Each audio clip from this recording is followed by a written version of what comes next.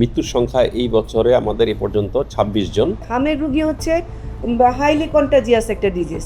একটা রোগী এক জায়গা থেকে যাবে, ছড়াতে যাবে। হামে আক্রান্ত রোগীর সংখ্যা হচ্ছে ৮৪ জন। ১০টা বেড আমাদের বরাদ্দ করা আছে হামের জন্য।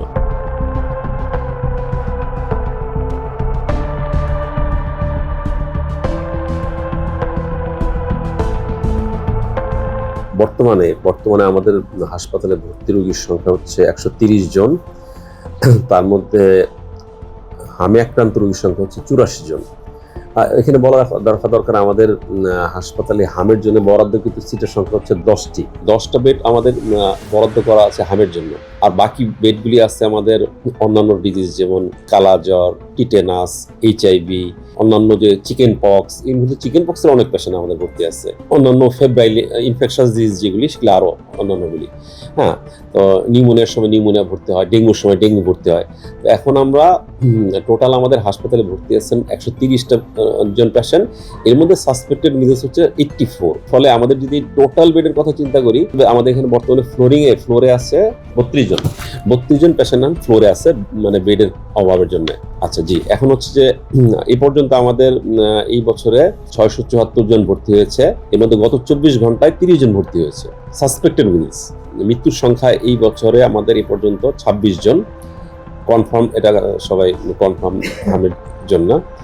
আর শেষ 24 ঘন্টায় আমাদের একজন বাচ্চা মারা গেছেন। লোকবল বা জনবল বলি এবং অক্সিজেন বলি, সবকিছু কিছু সমস্যা আছে। লোকবলের ব্যাপক আমাদের সমস্যা আছে। লোকবল, আমাদের নার্স কম, ডক্টর কম, আমাদের ক্লিনার কম বা আয়া কম, এবং আমাদের চেষ্টার কোনো ত্রুটি নাই। কিন্তু যেহেতু রোগীর লোড যেখানে আমাদের থাকার কথা, যেখানে বললাম যে 10 জন হামের রোগী থাকার কথা, সেখানে আমাদের ভর্তি আছে এখন 84 জন। ফলে আমাদেরকে, এবং এর মধ্যে তো সবাই ম্যাক্সিমাম রেফার্ড হয়ে আসা রোগী, ম্যাক্সিমাম রোগী নিউমোনিয়া বা মারাত্মক জটিলতা নিয়ে আসছে।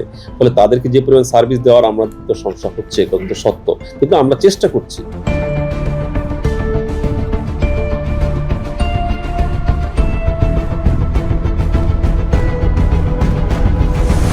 রুগী এক জায়গা থেকে আরেক জায়গায় রেফার্ড না হয়।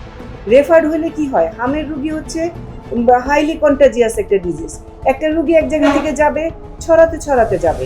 এটা যেন না হয়, সেজন্য ওইখানেই যেন ওইটার চিকিৎসা হয়, সেই ব্যবস্থাপনা করা হয়েছে।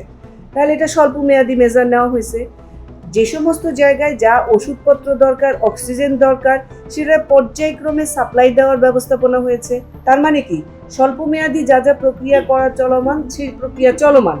এরপরে আসে হচ্ছে দীর্ঘমেয়াদী প্রক্রিয়া মন্ত্রণালয়ে এবং অধিদপ্তরে চলতেছেন। ওনারা পরবর্তীতে যেন এই বিষয়ে আর কি করণীয় আছে, টিকা দিবেন নাকি আমাদের সক্ষমতা বাড়াবেন, কিভাবে কাজ করবেন, এই বিষয়ে কাজ করবেন। আর আমাদের হাসপাতালের প্রেক্ষাপটে আমি যদি বলি কথাটা, আমাদের হাসপাতালের সক্ষমতা বাড়াতে হবে।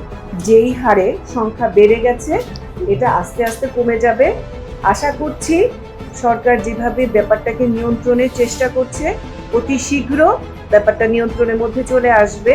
এবং আমাদের এই হাসপাতাল শুধু না, সারা বাংলাদেশের সকল হাসপাতাল সামগ্রিকভাবে সরকারি নির্দেশনায় যেইভাবে একত্রে কাজ করছে, তাতে খুব শীঘ্রই এই ব্যাপারটা নিয়ন্ত্রণে চলে আসবে।